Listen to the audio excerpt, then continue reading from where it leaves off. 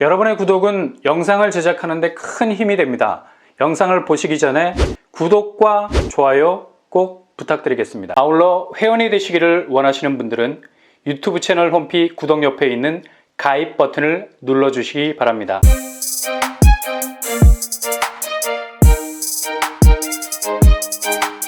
안녕하세요. 뻔뻔한 목독방입니다. 다음 달 서울, 인천, 경기 수도권에서 나올 신축 아파트 공급 물량이 대략 25,000 가구 정도 됩니다. 6일 지방선거 때문에 정권이 바뀌어도 뭔가 부동산에 드라이브를 거는 모습이 전혀 보이지 않았었죠. 우리나라 부동산은 살짝만 건드려도 미모사, 스치기만 해도 몸을 움츠리는 식물과 너무 닮았죠. 일단 선거 전까지는 잘못 건드렸다가는 이게 지뢰밭이 될 가능성이 커서 아마도 지선 이후로 모든 일정을 뒤로 밀어놓은 것 같습니다. 자연 5월 한 달은 그냥 손가락을 빨아야 할 정도로 특히 서울 수도권 공급은 셀프 가뭄 그 자체였습니다. 가뜩이나 외부 환경도 급속도로 부동산 쪽으로 뭔가 압력을 가하는 형국이 벌어지고 있죠. 인플레 상황이 스태그플레이션으로 왜곡될 것 같은 느낌도 많이 들어요. 마트에 진열된 물건들이 하루가 다르게 붙이고 나오는 가격 태그가 달라집니다.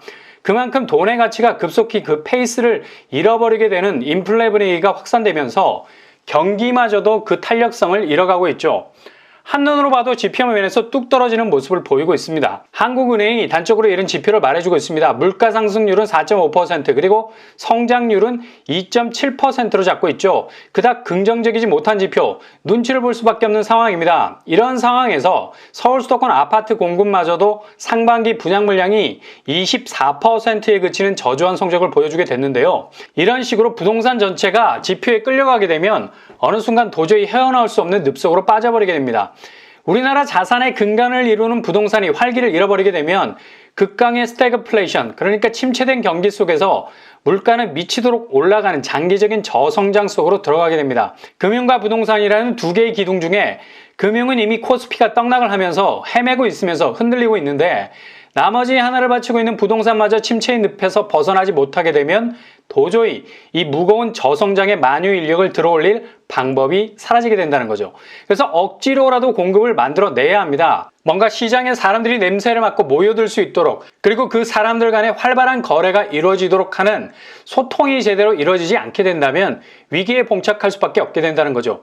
코스피의 떡락은 하루 만에 그래프를 꺾어서 상승세로 대전환이라도 할 수 있지, 부동산은 한번 맥을 못 추기 시작하면 그냥 바닥을 알 수 없는 곳으로 끝없는 추락을 하게 된다는 거죠. 이게 매매가나 분양가가 어느 정도 떨어지는 추락이면 좋으련만 그 반대로 매매가는 꿈쩍도 안 하면서 거래는 실종 신고를 해야 할 정도로 자취를 감추게 되는 지독한 부동산 혹한기가 올 수 있다는 거죠.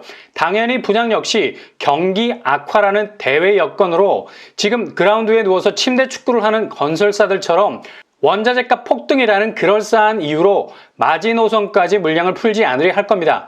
이렇게 되면 부동산의 퍼펙트 스톰이 오게 되는 거죠. 그래도 다행인 건 다음 달 6월에 25,000 가구 정도의 물량이 풀린다는 겁니다. 아마 지방선거 이후 부동산 공급은 이런 급박한 상황이 눈앞에 펼쳐지고 있기 때문에 원활한 움직임을 만들어내기 위해서 공급 촉진을 위한 당근과 채찍을 들 수밖에 없게 될 겁니다. 6월은 전체 25,000 가구 중에 일반 분양으로 나올 물량이 대략 15,000 가구 정도 됩니다. 경기도가 1만 가구 정도, 인천 지역이 4,000 가구, 그리고 서울이 500 가구 정도 되죠. 경기도는 이편한 세상 옥정 리더스 가든 938세대 정도가 나오게 되고요. 평형은 84에서 99제곱까지, 그리고 이편한 세상 샘턴 가든 331세대 모두 84제곱, 그리고 장흥역 경남 아너스빌 북한산뷰 741세대 모두 84제곱입니다. 부천으로 넘어가서 소사역 한라비발디 프레스티지 166세대 60에서 78제곱으로 나오게 되고요. 인천에서는 힐스테이트 블로 포레스트 736세대 모두 84제곱으로 나오게 되고요. 하나포레나 인천 하객 567세대 49제곱에서 74제곱까지, 부평역 센트럴파크 1500세대 49에서 84제곱으로 나오게 됩니다. 서울은 서초구 반포동에서 인시그니아 반포 148세대가 나오고요. 개봉 해피트리 앤 루브르가 295세대 37제곱과 42제곱으로 나오게 됩니다. 정말 서울은 짠물 그 자체네요. 대규모 정비사업지들이 움직이지 않는 게 가장 큰 문제입니다. 분상제 개편안이 빨리 적용이 되어야 될 것 같습니다. 일단 분양가 상한제 가격표를 달고 있는지, 그리고 얼마나 주변 교통환경이 단지의 결정적인 역할을 하는지에 대한 체크를 하셔서 내 집 마련에 대한 나름의 기준을 세워서 접근하셔야 되겠습니다. 대방 디에트르, 요즘 굉장히 뜨거운 건설사죠. 일단은 주요 입지에서 상당한 정가를 올렸습니다. 분양 흥행을 넘어서 돌풍을 일으킨 곳들이 많아서 일단 디에트르가 분양을 한다고 하면 관심이 갈 수밖에 없죠. 특히 평면이 광폭 거실을 지향하고 있는 터라 여기에 당첨돼서 실거주를 하게 되면 가장 만족스러운 공간 활용도를 느낄 수 있다고 하죠. 그런데 이번에 디에트르에서 255세대 줍줍이 나왔습니다. 이게 무슨 일이래? 라는 생각이 번개처럼 지나가죠. 바로 은평 뉴타운 디에트르 더 퍼스트죠. 민간 임대 아파트. 이번에 짱구를 잘못 굴려서 그냥 초장에 분양을 망쳐버렸죠. 그래서 이번에는 은평구민이라는 제한을 없애고 전국 청약으로 바꿔버렸습니다. 공급 규모 지하 5층에서 지상 15층 15개 동 255세대가 줍줍으로 나왔습니다. 임대보증금은 5구 타입 5억대, 특별공급은 4억대, 7호 타입 6억대, 84 타입 7억대 나왔습니다. 발코니 확장비 별도로 없고요. 근데 이렇게 많은 숫자의 줍줍이 나온 건 치명적으로 확정 분양가가 정해지지 않는다는 거죠. 대부분 민간 임대는 당첨자에게 확정 분양가를 공지를 하는 데 비해서 여기는 10년 분양 전환 시점에서 확정 분양가를 감정평가를 통해 산정하겠다는 방향으로 가고 있습니다. 이게 가장 큰 맹점이죠. 어떻게 해서든 시행사가 1원도 손해보지 않겠다는 겁니다. 미리 분양가를 정하면 이후 상승폭에 대해서 당연히 손해를 볼 거니 사려면 사고 말려면 말라는 식이죠. 상당히 이기적인 플레이. 일단 우선 분양가는 준다고 합니다. 그러나 향후 확정 분양가 산정 시에는 예상보다 높은 분양가를 떠안을 가능성이 있기 때문에 아주 조심스럽게 접근하셔야 된다는 얘기입니다.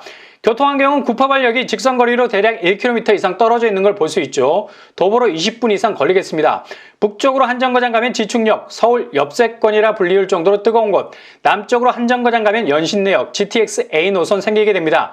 주변 학교를 보면 신도초등학교 도보권입니다. 대체적으로 학군도 괜찮은 편, 청약 자격은 만 19세 이상 무주택자, 청약통장 필요 없고요. 소득 자산 기준 없습니다. 그리고 지역거주 무관합니다. 100% 추첨제. 특공은 청년, 신혼부부, 고령자, 월평균 소득 120% 이하여야 합니다. 그러나 신중하게 접근하셔야 된다는 사실 잊지 마시기 바랍니다.